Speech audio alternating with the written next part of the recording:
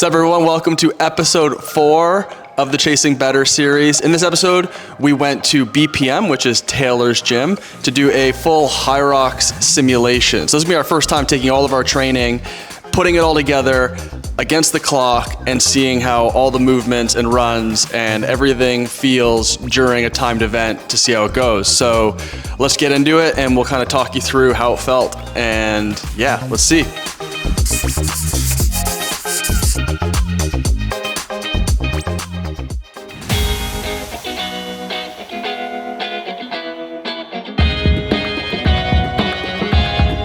Hey guys, my name is Keelan Clemens. I'm the owner of BPM Fitness Center.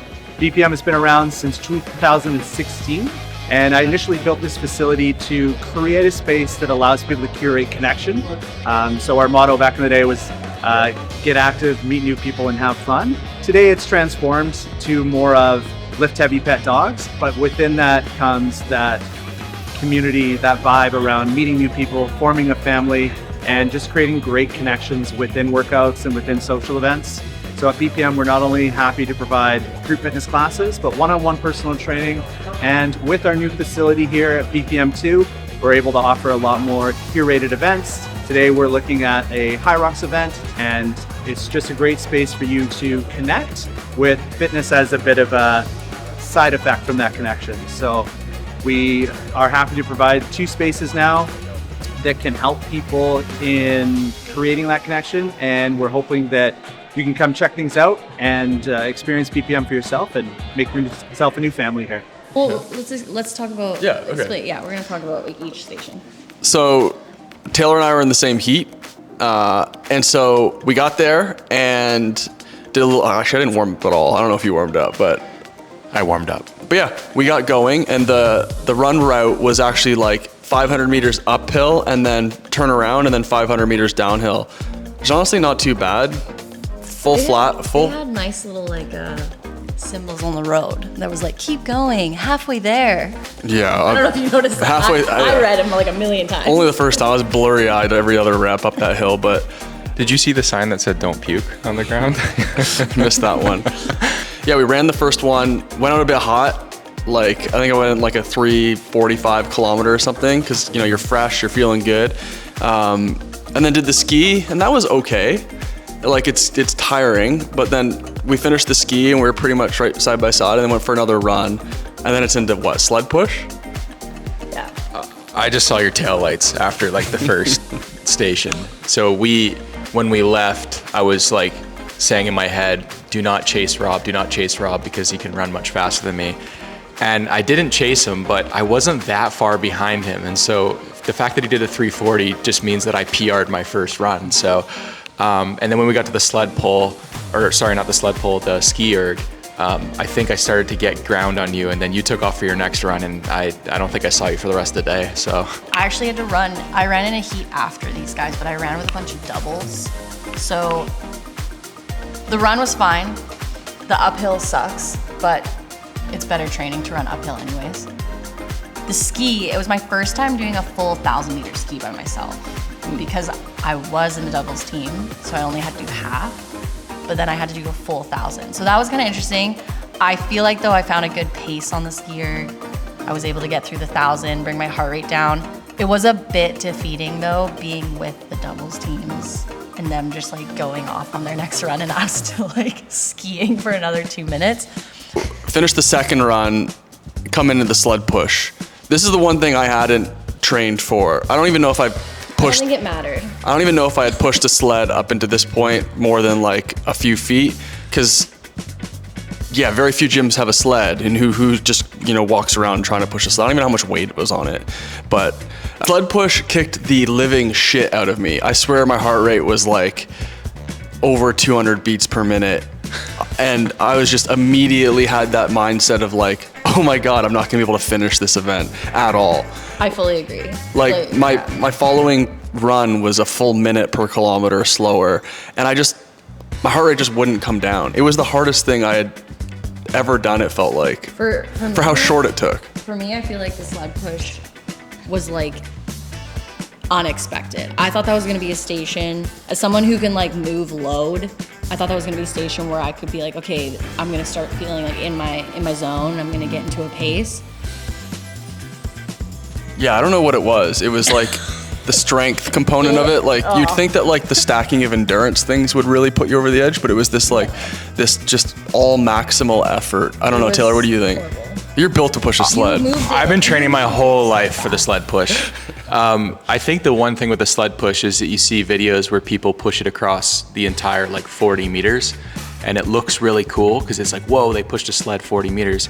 And I know that I can, no problem, but I would stop at almost like 30 meters and get the battery acid out of my legs and then keep pushing it. But I actually found the sled push incredibly easy. I was like in and out really fast, and the run was fine after. We'll get to the part where I really suffered, but yeah. I was definitely feeling demoralized after the sled push. Like on that run, I was like, I thought like, oh, I think I've just burned the candle at both ends. And then it was run and then into the sled pull, which I had never done. So I was like, if this like, and so I was kind of just like, and honestly, I haven't done much specific training or looking into HYROX even. So like I would be on each run forgetting what the next exercise was. So I'd be kind of anxious and stressed, and I was hoping, okay, I hope it's not burpees.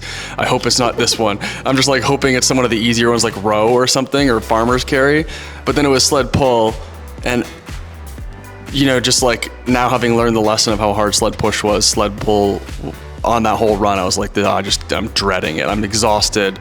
But the sled pull was a little bit easier. It was a little bit easier. But still hard. Yeah, I think sled pull, I've learned, is definitely about technique. I mean, there's some things you can just do the way you want, but I think with the sled pull, like keeping your arms straight and like actually hinging at your hips and not using so much of anything is your best bet. I found the sled pull, like, that was where I feel like I started to feel okay, because I was the same as you. Like after the sled push, going into that next run, I actually contemplated like, can I do the rest of the race? Like I felt so bad. I had a gel like so early on because I was like, I'm feeling horrible. But the sled pull, I feel like also because it's a bit of a, you're not like time under tension on the sled pull as much. That was where I was able to like get heart rate down and like feel a lot better. So yeah. Then we do another run after the sled pull, and then it was into what? So I don't even remember now. Burpees. Oh right God. Into the burpees. So those are like, that's like the three hardest things back to back to back, in my opinion. Mm-hmm. A lot of people say actually that the race doesn't start until after the burpees. That makes really sense. It's basically over after the burpees. Yeah. I was really dreading the burpees big time, especially if how I kind of felt, oh, this is gonna hurt as bad as the sled push. Thankfully, I just took my time. I think after the sled push, I was still racing, but after this one, like by this point, I was just like, I'm just gonna take my rest and I'm gonna just like methodically do it. If I feel like I'm getting close to the red line, I'm just gonna stop and break. And I just trudged through them, and Yeah, like I it feel felt. like you had no problem. No, I don't feel like I had any problem on the burpees, which was surprising. On the burpees, Actually, yeah, Emily. I found the burpees like, they were all right. They were hard. I definitely was very fatigued at that point. Burpees though are like a matter of like finding a pace and a pattern. So I think once you find that pace for yourself, you just have to keep moving. As soon as you stop during burpees, that's where it gets worse. But I also was super lucky because I had Taylor, who had already finished, yelling at me to keep going for every single burpee, which was extremely helpful. I literally screamed at you for like a full 6 minutes. I didn't stop screaming at you. It was great. He was literally like, one more. Okay, you just have to go back. Like, it was great. But Taylor had a great experience of burpees. Thank you. So on the burpees, I absolutely bonked. My life flashed before my eyes when I was doing burpees. I don't know, it wasn't even, it's hard to explain. It wasn't like my muscles, and it wasn't even like my will to like do it. It's like my brain turned off. It was like my sugar levels just crashed to like 0. Did you eat that morning? I did. I ate, like I fueled up the night before. I ate in the morning. I had a snack, and I had like a container of candies that I was being fed during the race. So like really no reason why I should have been bonking, but Less than I what? I did like 5 or 6 in a row, and I was like, cool, like I'm gonna rip through these, and then we're like over the hump. And then I turned around and I just started staring at the wall and thinking about my life, and everyone's like, what are you doing? And I'm like, I don't know. And someone came over to me and they're like, what's wrong? I'm like, I don't know. I just can't move. Like I just stared. It was brutal. And then like I had a handful of candy, and then, you know, maybe like 30 or 40 seconds went by and I was like, okay, let's keep going. And then I got through it, but I spent way too much time on that station. So we finished arguably the hardest block of it all. The burpees, the sled pull, the sled push. Come on, Rob, jog it out. Jog it out. This is a competition of pacing yourself. And then it was, like Taylor said, kind of run and then row, which was probably the easiest station. Not even from a lack of trying. I know my kind of like rowing, you know, like whatever pace per 500 meters, and I was kind of hitting it and feeling good. So that felt good. And then ran. And then the farmer's carry, like that's an exercise I used to train a lot with when I was cycling, just for grip strength. And so that felt good and comfortable, and it felt almost easier to run after that because you were lighter. Like, I don't know, you're kind of like semi like walking fast and jogging with the weights, and then you put them down and you're not really fatigued because it's not taxing on your legs or even your cardio. It's really your grip strength that goes before anything on that exercise. And so you've, for that entire time, been resting effectively the cardiovascular system and your legs. And so by the time it was time to run again, it almost felt like you had done like a 2 or 3 minute break without doing anything that's taxed the running system. So running felt really easy after that one. I don't know about you guys. Yeah, I agree. Yeah, I mean, I think once I got onto the rower, which is a super familiar machine for me, like knowing that I just had row, farmer's carry, lunges, and wall balls left, I felt so confident at that point. Like, those were movements I knew I was gonna nail. So agree, like the row was almost like a really nice flush out from everything that you had just gone through, and the rest seemed to go by so. So when I was on the row, I just did really slow, like a good, I think it was like 4-ish minutes still, but like I didn't try to go intense at all, and I brought my heart rate right back down. And then when I jogged after, it was almost like it just stayed the same. Farmer's carry, it went up a little bit and then got it back, and then you almost walk into the lunges feeling like let's go, like you're ready to take on the next like piece, and it's much smaller than the beginning piece. So We'll talk about lunges. I was dreading the lunges just because it's more like it's a weighted strength exercise again. So I was kind of worried that it was going to feel and fatigue me like the sled push, but I was pleasantly surprised, especially after all the movement and work that had already been done at that point. Just got to like, I don't know, just kind of got into a rhythm. I didn't even have to rest that much. I think I just kept going, but not like too fast. So that was encouraging that the lunges didn't feel that good, that hard, sorry. same thing, like lunges for me, like I can do pretty much 70 or 80% of that whole station at like a pretty fast pace. The lunges, again, because I switched to a single racer instead of a doubles. I was in a mixed pair before, and so my sandbag weight went down significantly. And then we had our last station, the wall balls. Wall balls they took forever just because like I broke them up into sets of 10. Do you think you'll do that at the race? I think I'll probably like maybe start there, and then like, because it's a race, it'll depend. I'll see where I'm at time-wise, and like I felt no desire to like go burn all the bridges and go to the barn on this simulation. So like with the HYROX though, if like I'm going, I'll probably just try and go until I just can't go anymore. Yeah, wall balls, My shoulders, it was my shoulders. Yeah. It's not my legs weren't failing me. My shoulders, I was just like getting so tired. yeah, fair. The wall balls, again, because I'm doing the women's open, I only have to do a 10-pound ball. I'm used to training with a 14, so that felt amazing. That was like a gift. As soon as I lifted that ball up. That's a huge reduction. Yeah, as soon as I lifted the ball up, I was like, this I could we're pitch that thing going. like a baseball. Yeah.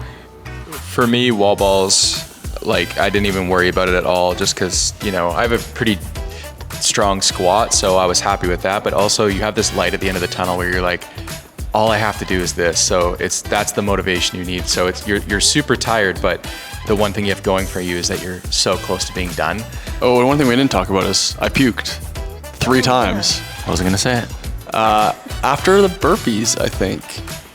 It was just a buildup of everything, but I turned the corner to start the run and just like puked on the wall and then stopped, collected myself, puked again, stopped, collected myself, and then puked again. But after the third, I felt like $1,000,000. But in reflection, I felt good. I was very surprised by my finish time. I kind of wanted to be sub, I don't know, like under 130 was definitely where I wanted to be. I was like, oh, under 120 would be cool. And then I did it in 106, which I think honestly, I know for a fact, actually the run was short. So, But it was uphill, so we kind of... yeah, so like, and then I puked. So I think like, who knows? These things are everything. Who knows? Simulations are not the real thing. So I think my goal going into the actual HYROX event is to be under 110. So I think there's probably I think that would be good. Yeah, if you can have big legs, but if you haven't practiced those movements, your body's just shocked by it. So you really just have to do repetition. But for me, I didn't know much about HYROX when I started. I signed up for this less than 90 days ago. And I remember ChatGPTing and just saying like, what's the average men's singles? And it was like an hour 35. So I thought, okay, there's a baseline. I think 90 days ago, I would have done 2 hours. And there's been a lot of training since then. And so my goal going into the race was just sub 130 because I thought it was a safe number. It was like, okay, I'd be happy with an average time, but anything after that is gravy. So I was really nervous because I was like, what if I come out of this thing with like an hour 45 time? Like I'm not even going at that point. And other than my bonk on the burpee station, I ended up finishing an hour 20-ish and some change. So I was really, really happy because, that was better than, the average times that you see. There was still stuff to work on, but I also took into account that, like Rob said, the run was technically shorter, but it was uphill. The rock zone was shorter because, the stations were much closer when you finished your run, where at the actual event, you're gonna have to run a further distance to go start your station. And so I'm very excited to find out like how that actually pans out in Vancouver, but I've just settled with the fact that I may just get an hour 30 and that just might be it. But if I could get anything from an hour 20 and below, I would be thrilled because I've been putting a lot more time on the treadmill and trying to figure out where I can shave time off. And honestly, my best advantage is probably shaving time off my runs. I don't think I'm gonna shave time off of many other things other than the burpees. So yeah, just been running a lot and hopefully I can get a sub 120. For me, the simulation, again, it was kind of an unexpected thing that I had to all of a sudden switch to doing a single race. So for this simulation specifically, I wanted to use it as simply a test. Like, what is it like to do all of the stations by myself? Obviously, I would have had to do all the runs anyways with my partner, but you're taking on a lot of extra work that you weren't necessarily training for before. So I just ran it. I didn't really have a time in mind. I actually genuinely thought it would take me close to 2 hours. And that's not even like overstating. Like I was fully like the night before I was freaking out and I was saying like, I might do 2 hours. I might do 2 hours. I was thinking my time would be like an hour 40, like something like that. Yeah. Like I was like, okay, but whatever. I ended up finishing it. It was great. I did an hour 14. So right between these two. Again, run short, things like that. But yeah, overall great. I will say BPM did a phenomenal job running this event. Yeah. It was so organized, so smooth. It was fun. There was good vibes. A lot of people just came out to watch, which was awesome. Yeah. But yeah, like Keelan, Sage, all the staff, like they ran it so professionally. And it was such a good way for all of us to try this before we actually do the thing, which I think is super valuable. Cool. Yeah, shout out BPM, Keelan and team. Thanks for having us. And that's a wrap on episode 4. The next one, we're going to be working out some more. We're going to be going to CrossFit Big City. Mm-hmm. Emily's gym. My gym, last gym. CrossFit. Let's see if we can get out of here uninjured.